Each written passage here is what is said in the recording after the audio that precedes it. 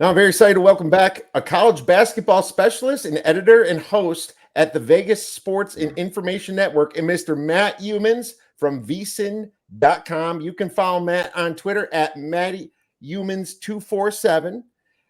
March Madness is here, my man. This is actually, my opinion, probably the best week to visit Vegas, isn't it? Yeah, I don't think there's any doubt about it. But you have to have a passion for college basketball. If you don't, then you might not answer it that way. But, you know, obviously I love college basketball. So you got the conference tournament week and then the first week of the NCAA tournament. To me, that's the best 2 weeks of the year. It's great to be here. I think it's better than Super Bowl, but obviously there's a lot more people who are football fans who are going to say Super Bowl is the best time to be in Vegas. Whatever. Everybody's got their own preference. It's kind of like ranking fast food franchises. Not everybody's going to agree on it. Which we did last July or August when you were on. That was a lot of fun. I had a blast talking about Portillo's and Culver's and stuff. I was going to bring that up, but we just have so much to talk about. So I was going to possibly save that to the end. But here's the thing. From 2003 to 2016, I did not miss going to March Madness once. And, of course, this is pre-kids. Maybe my first one was born towards the end. It faded, of course. Sports betting started legalized in other states and everything, but I was always there. Had friends out there as well, and it was just an amazing time, especially kind of in the twilight years where you could be a platinum member and get free hotels at what used to be Bally's, the now Teasers Club, right? And so I remember going to ESPN Zone at New York. Used to watch the tournament games there. So, those were some of the best times in my life doing that. So I agree. Now I kind of look at this weekend coming up, being the conference tournaments, a little bit less busy. Prices are not quite as high as other weekends, like obviously Super Bowl or the first week of March Madness. And you might be able to get around a little bit easier. So I think I would prefer this weekend nowadays, Matt, but that's just my opinion. Well, here's the difference. You got a lot more games in conference tournament week than you do in NCAA tournament week. And that's one thing a lot of people don't think about. If you're betting on the games, it makes a difference. If you're just here for the party atmosphere mostly and to have a good time, I would say come for the first week of the big tournament. But if you're a college basketball diehard, it's great to be here for conference championship week, especially if you're betting a lot of these conferences. So I guess that's the way I would answer the question. I tell people all the time, forget Super Bowl, come out for the first week of the NCAA tournament, that first weekend. It's just awesome. It's amazing. And usually just getting warm enough for the pools and everything, and all the parties are going on. In fact, glad you mentioned that, because we have a cabana at Stadium Swim at Circa on Saturday, all day Saturday for Conference Championship Saturday. Ooh. We set this up months ago. Paula Howard, Mitch Moss, and I over at VSiN, and we got to have a big party out there. So you hit it, right? The weather's starting to get warmer, so now you can hang out at places like Stadium Swim and watch these games and bet these games all day. Absolutely. And one thing about Derek over at Circa, he'll make sure the pool's warm enough just in case the air isn't. So you guys are going to be set up no matter what. Well, that just made me really jealous. Jesus. You can come over. If you can get away from the wife and kids, you can come over. I would love to. My daughter just had her tonsils out. Don't think it's going to fly, but I'll be watching you guys on Twitter for some pictures. Maybe I can get some good pictures and use my imagination there, my man. But a lot of college hoops to talk about. But before that, we always got to talk a little NFL draft. As Chicago guys like you and me, we're Bears fans. We got to talk about the Bears. Here they are. They're in the great position, being talked about the most, right? The number one pick of the draft, first overall pick. What do you think the Bears do with this first overall pick?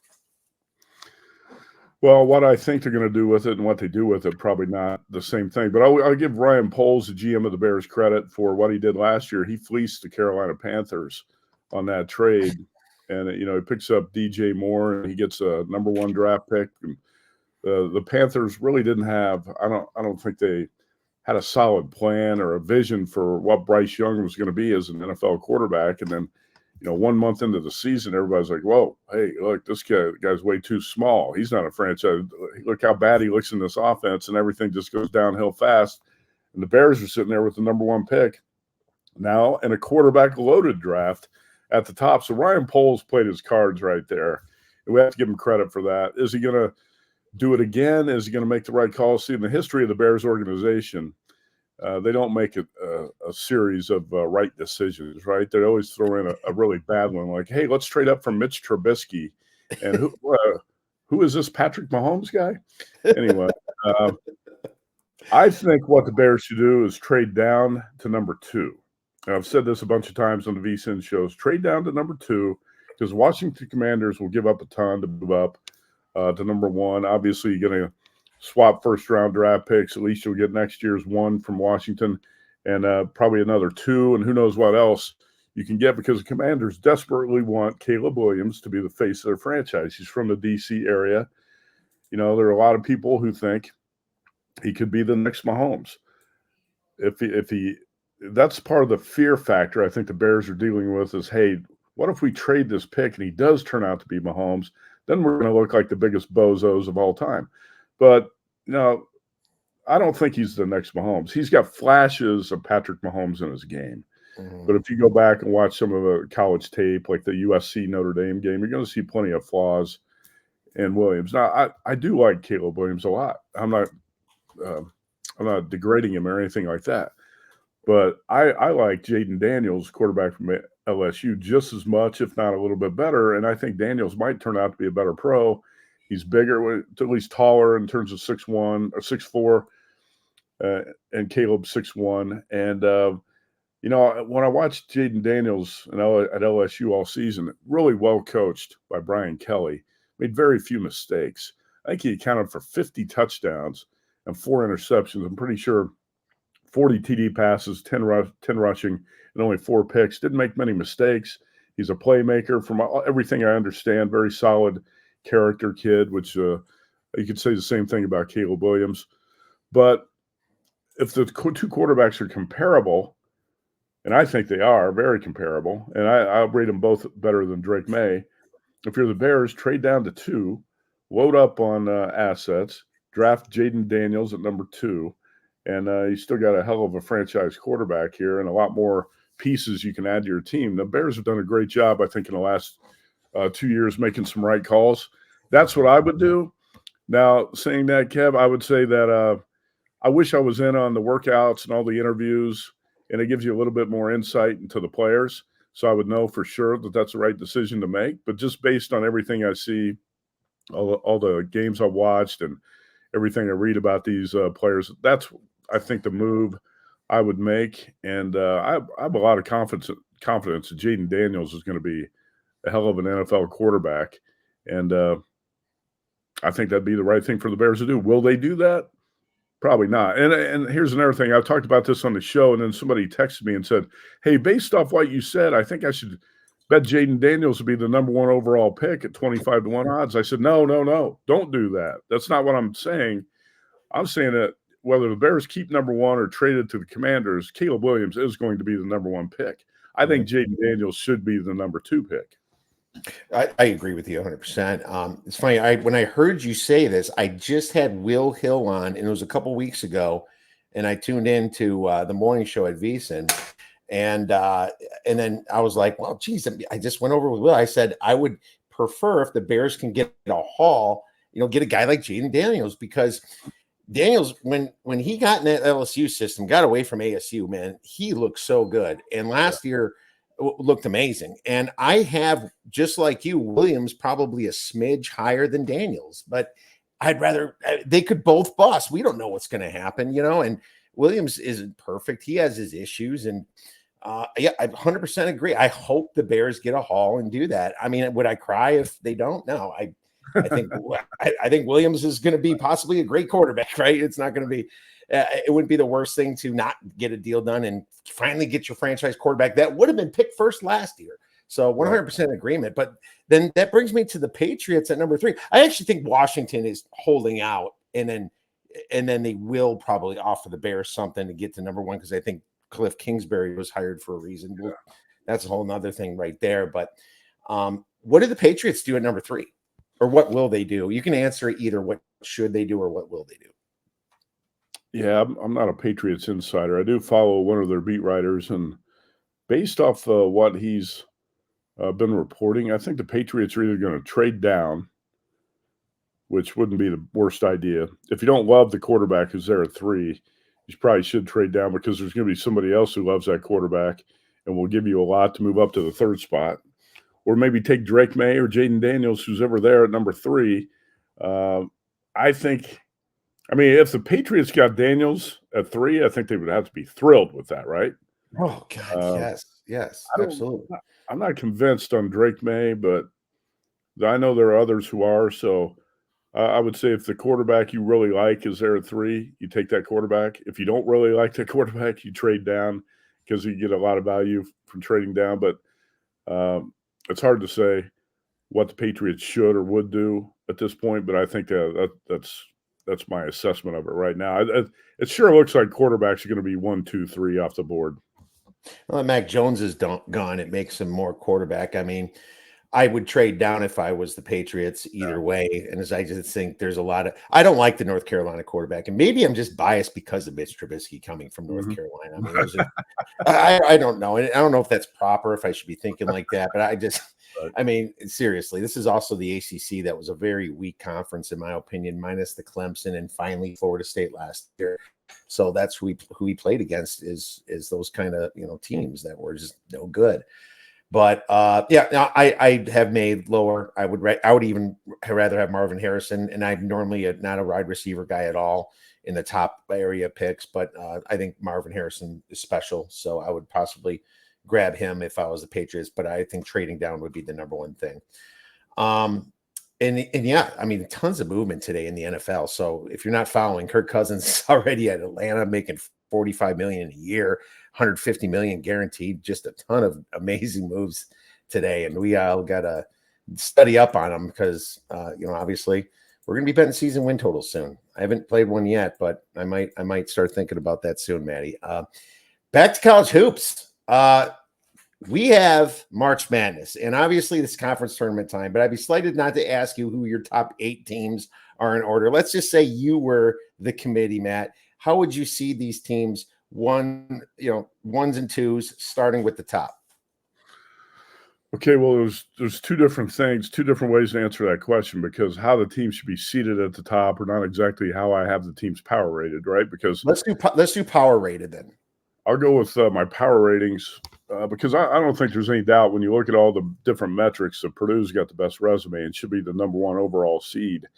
But the way I've got the teams power, I've got UConn 1, Purdue 2. I'll double check here. North Carolina, I've actually got 3.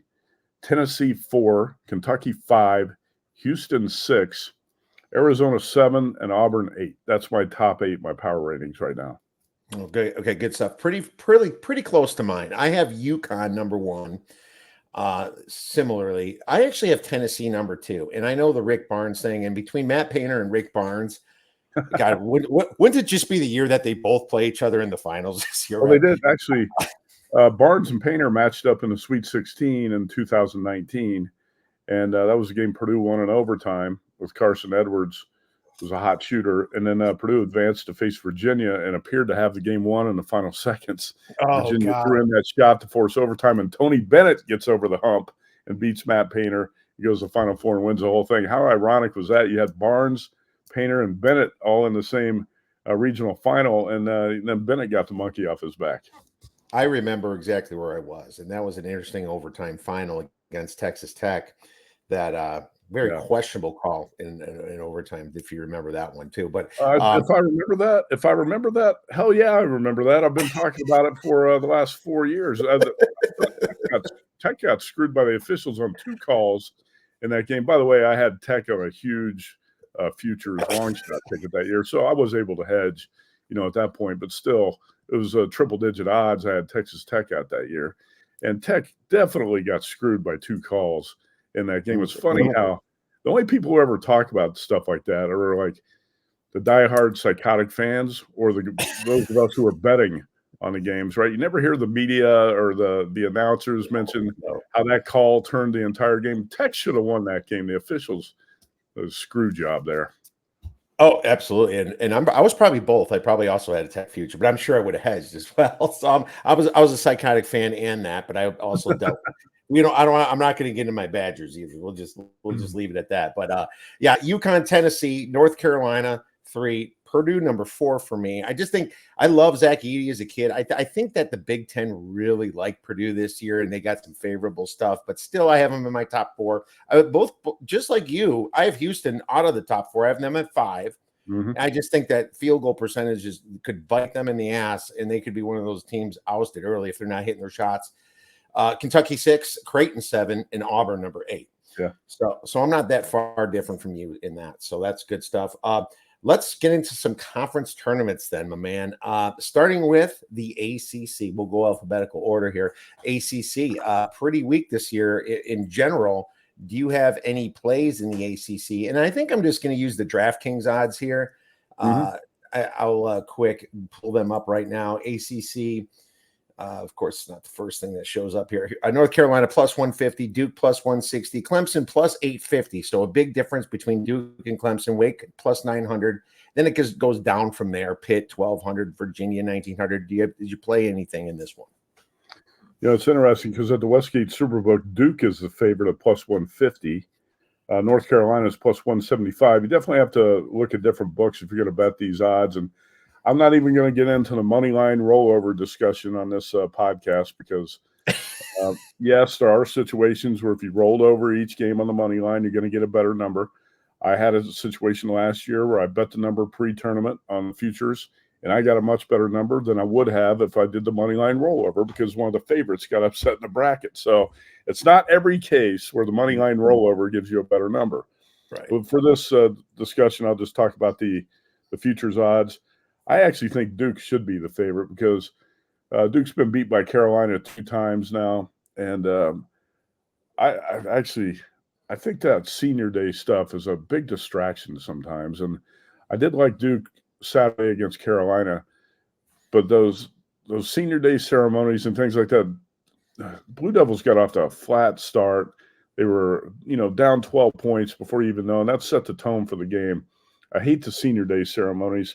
And I think if these teams play a third time, Duke is probably going to get Carolina the third time, even though I love Carolina's, future potential in the NCAA tournament. This is a team that definitely can win the whole thing.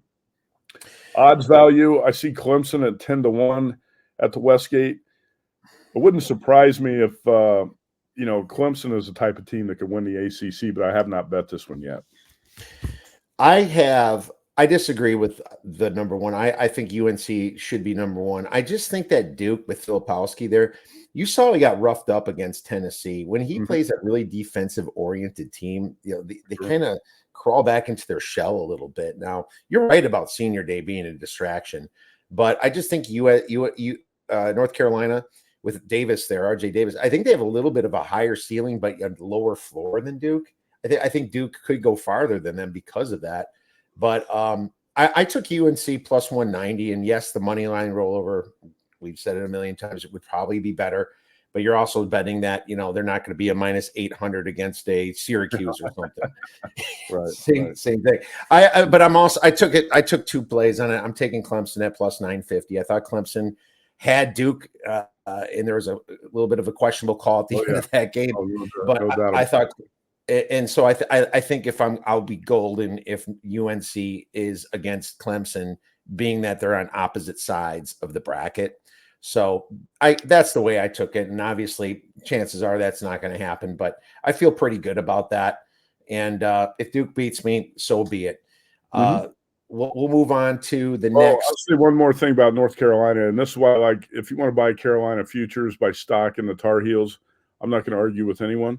You look at the Ken Palm numbers, and Duke is 7 and Carolina's 8, but I don't really care about the overall ranking. The thing that jumps out to me is North Carolina is number 5 in defensive efficiency. When's the last time a Carolina team played defense like this, right? And then you have a lead guard in RJ Davis who could just take over games and possibly, he's surrounded by a lot of talent too. And you have a big guy in Baycott who, if you happen to run into a team like Purdue with Zach Edey, then you got somebody who can battle him down the low. I think Carolina can win the whole thing. That doesn't mean, hey, also keep this in mind when we're talking about these conference tournaments. I'm not going to always bet on, what we think is the best team. if you think back last year, all the teams that won the Power 5 conference tournaments got knocked out of the NCAA tournament early. It's not always a good thing to win these conference tournaments. In fact, sometimes it could be a big negative. Think about we don't have time to do it all now, but you think about all the teams that won their power. Arizona got knocked out, Purdue knocked out, go on down the line. Sometimes winning the conference tournament takes a lot out of a team, and you're actually better off losing and, not playing 3 games in 3 days before the NCAA tournament. Just something to think about. That's a great point. I would rather lose this tournament myself rather than give it my all and just for the big dance so I can make it far, at least to the Final Four. And that's more important to me, especially if you won the regular season already. Moving on to the American Athletic Conference. I just made a play in this, but I'll let you go first and see if we line up or if you made any plays. I have not made a play in this conference tournament yet, but I was thinking here, I've got one I was looking at, and North Texas at about 10-1 might be a longer shot. Like, we're talking about Clemson at 10-1 in the ACC, which is a bet I might make tonight. I'm going to look around, see if I can find better than 10-1. Got to start shopping around on these a little bit more. But I think North Texas might be a team. The Mean Green, if you're looking for a longer shot. Otherwise, no, I don't have. I have not had a chance to break down this tournament in depth yet. How about you? So I did a little bit. And the thing that sticks out for me is why is the 1 seed not the favorite? And, of course, Florida Atlantic, I think they were fortunate last year. I think, there's games they could have lost in the NCAA tournament. The first game against Memphis, they could have lost, They caught Tennessee. Good thing they caught them and not Duke, because Tennessee couldn't hit the broadside of a barn that day. And then, they get by a Kansas State team, a little bit overrated. They had a pretty easy way to San Diego State, in my opinion. And, this year it's kind of showing a little bit. Yet you have South Florida here who, their efficiency numbers isn't great, but they get the job done in most cases. I was on them when they were dogs at home to Florida Atlantic on Sunday, February 18th. And that was a nice win. That was a money line play for me. And round plus 200, if I remember. And, this coach here, Amir Abdur-Rahim, if it's not Lamont Paris, it's this guy who should be, coach of the year, in my opinion. So he's done great. And they lost against Tulsa. I think that was just a throwaway game here, in my opinion. That very last game, I think this team plays really good defense. They do what you have to do to win. And this is more of a fate against Florida Atlantic, but I'm not high on anybody else. North Texas, I understand, but they did switch their coach off last year. You might be onto something because they can slow teams down. This is like literally the slowest team, average possession length and tempo in all of college basketball, right? And so they could frustrate some people. So I kind of like what you're doing there. I would pick them ahead of Florida Atlantic. So that's my 2 cents on this conference. Let's move on to the Big East. Now, I'm going to say that I looked at the odds here. I think this is UConn's to lose. I'm not going to make a play in it. I was trying to get cute and think about Creighton and think about maybe does Marquette get their guy back. But you know what? I might just leave this one alone. Maybe you have something different. I'm probably going to bet UConn. I'm probably going to lay the price. I keep saying I don't want to bet against UConn. I'm seeing a minus 140 out there. I think that's actually a fair price. Who can beat UConn? There's not many teams in the country that can.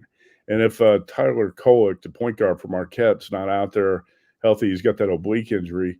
Marquette's one team that I think could beat UConn within the Big East, but obviously Creighton's another because we've seen it happen. But this is going to be a different story with this tournament at the Garden.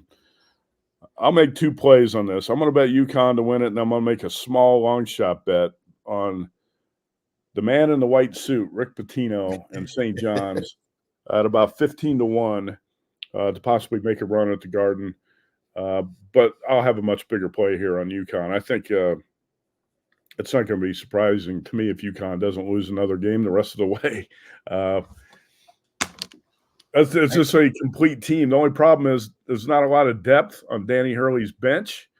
But otherwise, you really can't find a weakness there. I mean, if you want to talk about a lack of depth, look at Houston. Houston's the number 1 team in the country right now in the polls, but Kelvin Sampson really doesn't have a bench. He's got 3 injuries had to deal with recently, and you got no depth in the low post. So if you put Houston and UConn on a neutral floor, what would you make the number? I'll ask you that because I always laugh at the AP poll a lot of times. Houston's number 1. There's no freaking way. Anybody who handicaps this stuff would have Houston favored or would have UConn favored against Houston on a neutral, right? Without a doubt. UConn's favored against Houston by 2 points, in my opinion.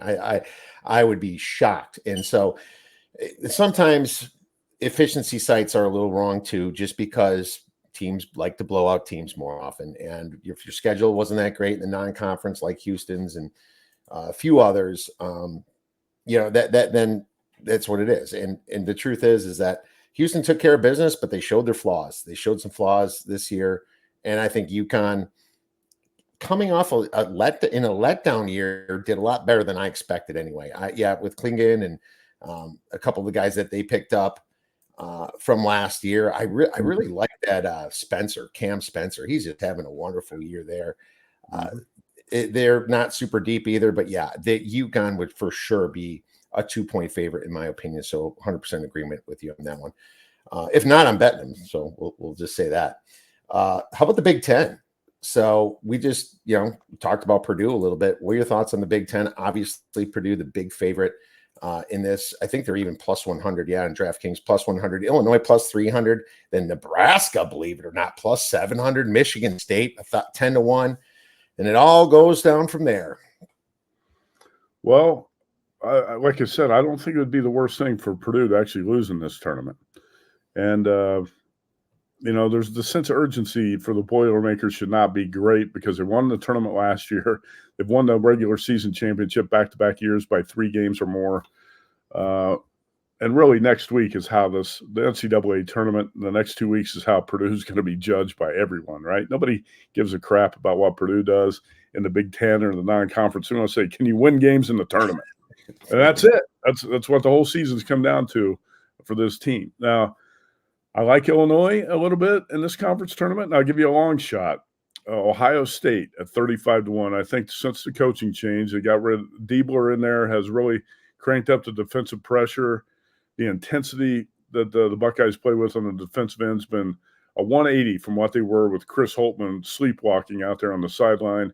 And you can see that Ohio State's just been rejuvenated as a team. Now, Buckeyes would have to beat Iowa, then they'd have to run into Illinois, to get through that half of the bracket. But I think Ohio State's a dangerous team. Small play on a long shot there at around 35-1. I haven't bet it yet, but like I said, I'm shopping around today and tonight trying to find the best numbers on some of these. And that 35 is the best one I've seen so far. What's that? That's a great look because this is similar to how I'm betting the Pac-12 as well. And, I'm going to think about that now that you mentioned that. Maybe you're right. Ohio State's playing great ball right now, and they're hot right now. And 35-1 is a really good number. Now, I don't even know if the money line rollover would work out for you because you just have to hope they're playing Purdue in the championship game. If they happen to play Wisconsin or Michigan State, you might not get 35-1 there. So that's an amazing point right there. Love it. Let's move on to one you brought up to me, and I'm really curious where you have here. You say you have a big write-up on it. Maybe check out vsin.com afterwards. The Big West. So what you got cooking in the Big West? It's not that intriguing, trust me, but I had to write up the Big West Conference and the Pac-12 for vsin.com, and I was working on it last night. And obviously, UC Irvine is the favorite in the conference. Odds-on favorite at minus 200 at DraftKings. But, the Anteaters have they've won a share or won this conference outright 3 years in a row, but the last 2 years they got upset in this tournament. Now, UC San Diego, the number 2 team in the standings, still transitioning to Division I, so the Tritons are not going to play in this tournament this week. I think the dangerous team here is UC Davis. And I say that UC Davis, you're going to find at plus 450 or 5-1 odds. And the Aggies are on the opposite half of the bracket. But if you're looking for guards who can win in the tournament, UC Davis has got 2 of them. Elijah Pepper averages 20.5 points, and Ty Johnson averages 17.5. These are 2 of the most dynamic playmaking guards in the Big West, and they're in the same backcourt. And Pepper had 26 points in an overtime loss at Irvine, Johnson hit the winning three-pointer when UC Davis got revenge a couple weeks later. I think UC Davis plus 450 would be the play in the Big West instead of laying. I don't want to ever talk about conference tournaments and say play the favorite in this at minus 150, play the favorite in this at minus 200. If you've been watching these small conference tournaments, you've seen wild things happen already. We see it every year. Colgate was down big yesterday. UNC Asheville, Indiana State. There's so many examples you have of the dominant teams in the conference just getting hammered in conference tournaments. And a lot of times it doesn't make sense. But I would say Irvine deserves to be the favorite. But if you're looking for a better price, UC Davis at plus 450 or so. All right, UC Davis. I wrote this one down, baby. So I'm going to look into this one right afterwards. Mountain West. Mountain West is I should call it the Mountain Mess because I see 7 teams that can win it and terrible odds. So maybe you found something better than me.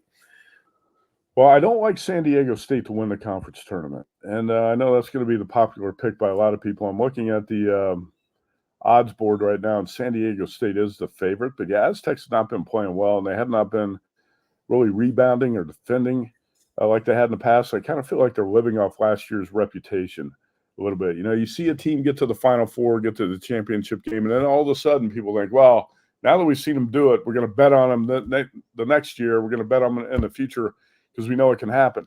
I don't think this Aztecs team's nearly as good as it was a year ago. And you had a key guy like Keyshawn Johnson who transferred to Arizona. So I don't think San Diego State, which got beat in Vegas last week and then got beat at home by Boise in the regular season finale, is going to win this conference tournament. I'm seeing the Aztecs are like plus 275 favorites. I don't think Utah State, with just one regular season championship, is going to play with a great sense of urgency. And also looked like a team to me that was running on fumes, might be a little bit out of gas when I watched that Nevada-Utah State game Saturday. How about Nevada at 5-1 or Boise State at 6-1? I think that would be where I would start in the Mountain West. Yeah, I think if I had to make a bet, it'd be Nevada, but I personally would do a money line rollover on this one.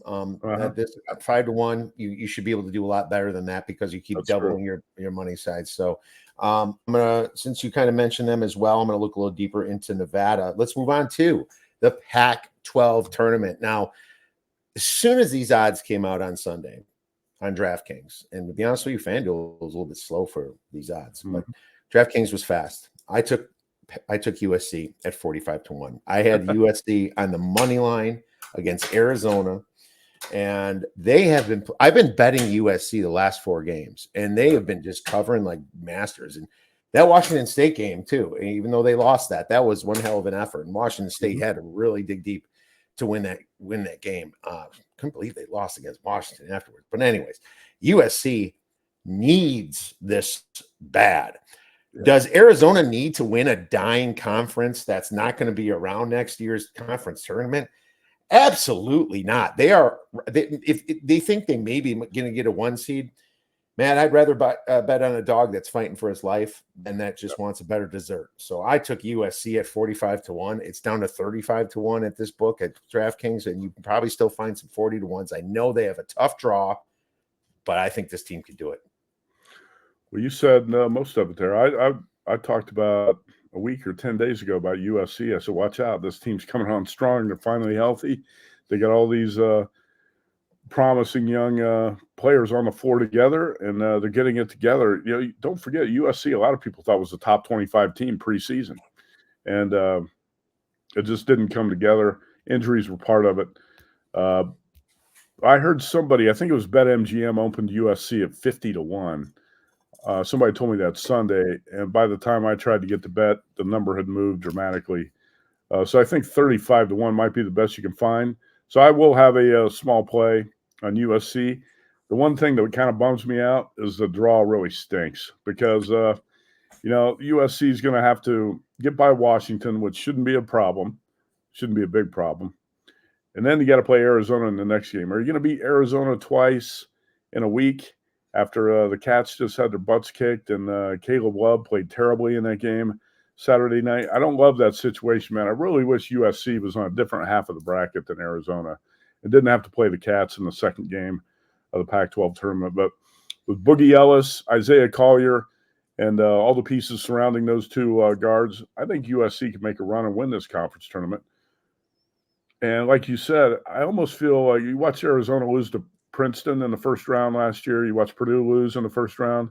Those two teams won their conference tournaments. I almost feel like Arizona would be better off just losing this one. They shouldn't be playing with a great sense of urgency. They are by far the best team in the Pac-12. But again, that doesn't matter a lot of times when you're talking about conference tournaments and results. Colorado could be a dangerous team here. But yeah, give me a small play on USC, and let's see how that plays out, because I think it's a dangerous team, just like you said. Absolutely, and I think it's similar to the Ohio State situation. Another dog fighting for their lives to make the NCAA tournament. SEC, last one we have to talk about here. Obviously, this is one of the most exciting conferences this year. Lots of drama. Home court was massive, just like in the Big Ten in the SEC. What are your thoughts on this one? So you remember Alabama won this conference tournament last year, and then what happened to the Tide in the tournament? They shot 3 for 27 from 3 and got knocked out by San Diego State, right? Yep. Sometimes you're just better off not winning these Power 5 conference tournaments, but I don't know how you handicap this one. You got so many elite teams. I love the SEC this season. I would say, how about this? Before I started talking with you about these futures, I was looking at the SEC and saying, okay, is there a long shot here that you could play in this conference? Because you don't really want to take 4-1 or 5-1 on some of the elite teams. Like you said, you could do the money line rollover in that case if you felt like it. I love Kentucky, but I'm not taking Kentucky at plus 450 to win this tournament. No way. How about a long shot? If you're going to look at South Carolina at 60-1, or maybe Florida at 20-1, something like that is maybe what I'll consider.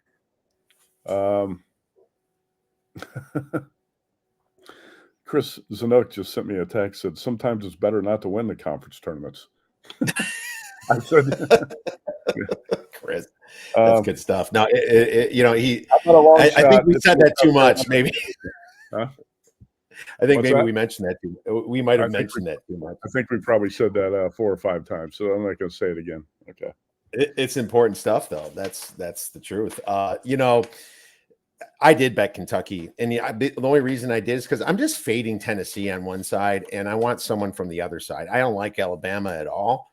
I think they're inconsistent. I don't think they're as good as they were last year, and I don't think they want to win it this year, because you saw what happened last year. So throw number 3 out. You got Kentucky's a 2 seed at 4-1. They get the double bye, so okay. But I took Florida at 20-1. So whatever makes it, that's fine. Florida has a single bye, obviously, at the 6 seed. But Florida is just an amazing offensive rebounding team. They've already, I believe, upset Kentucky. Yeah, they went to Kentucky and won. So if that happens, I think I'd rather have my 20-1 in that situation if that comes down to a final game here. But I think Ole Miss was massively overrated, and they showed their true colors. Texas A&M, they fought like hard at the end of the season. But the truth is they're not going to get to play against terrible defenses like Ole Miss the whole year. Georgia and Missouri, forget about it. So I'm hoping that's one of these teams against Tennessee. And if it's not Tennessee, maybe it's South Carolina, maybe it's Auburn. I would be in a pretty good situation then. But the truth is, a money line rollover is better for Kentucky if it's going to be Tennessee. But we don't know what's going to happen. So that's how I attack this one, Matt. But hey, we are out of time, my man. We broke down these conference tournaments very well. Really appreciate your information. I wrote down Ohio State, UC Davis, and we'll take a look at Nevada here. But I'm really excited for it, just like you are. For anybody new to Matt Youmans or VSiN, where could our listeners and viewers get your wonderful information? I would say the first thing to do is just call Chris Zanook and then see if he can hook you up. Call Chris and he will hook you up with Matt Youmans. As my media agent. Just one thing, remember, sometimes it's not always good to win the conference tournaments. Yeah, if that, and it's hard to beat a team 3 times, right? That's right. Those are the 2 ones that we pound to death, Matt. Thank you very much. We'll be texting over the weekend. All right, you bet. Good luck in the tournaments this week and next week as well. Thanks.